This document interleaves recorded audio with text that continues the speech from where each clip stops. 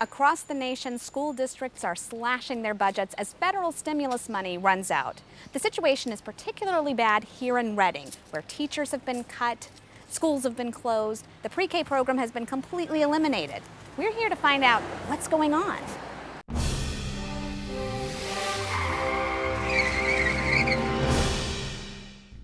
Peeling paint, missing ceiling tiles, unusable gyms. In the poorest city in America, these are conditions that some students in Reading, Pennsylvania face every day at school. This is room 303 in Southern Middle School. It's raining outside and inside. This is how we deal with the problem. And if this seems bad, just wait.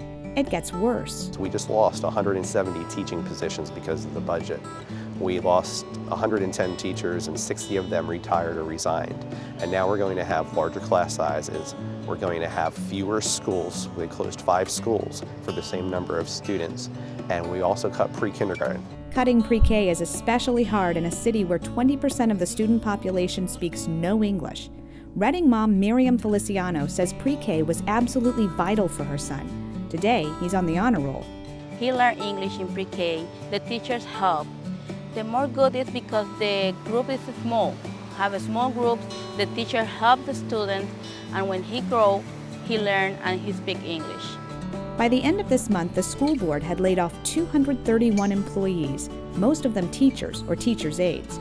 In the news, it's just numbers, but for Reading students and teachers, it's a lot more personal.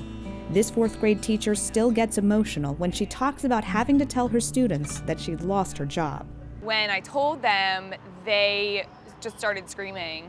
They were like, they can't take you, they can't do this to you, we're gonna fight for you. And I had my students tell me that they would talk to their parents about selling their houses so they could pay my salary.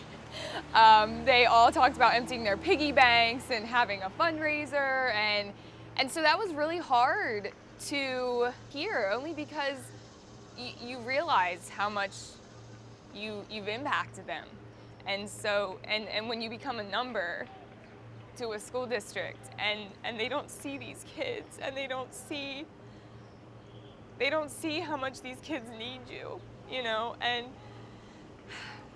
I mean, I started crying when they did that, and they all just ran up and hugged me, and they went home and told their parents, and their parents wrote letters the next day, and it was really hard to take their reactions. And it's not just happening in Reading. Pennsylvania state legislators voted last year to slash education funding by $860 million. Nationwide, the news isn't much better. At least 22 states made cuts in K-12 education funding during the last fiscal year. Now, why should a national audience care about the Reading School District? Because if this is happening in Reading now, this is a microcosm of what's going to be happening later. We need to get politically involved. We need to be as involved in politics as politicians seem to be involved in education.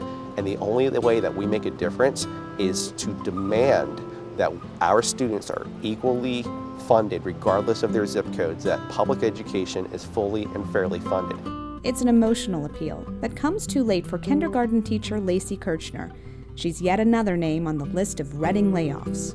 My heart just fell into the pit of my stomach. I knew that it was happening. Lacey says cutting teachers may help balance budgets, but the cost can be devastating to students. We are a second mom to them for, the 8 hours a day, and they look to us, for guidance for everything. The Reading School District turned down our requests for an interview, but clearly the parents and the teachers here just want elected officials and people who work with them to respond to their concerns about education. And I think that this is true for parents everywhere. For CafeMom, I'm Lindsay Ferrier.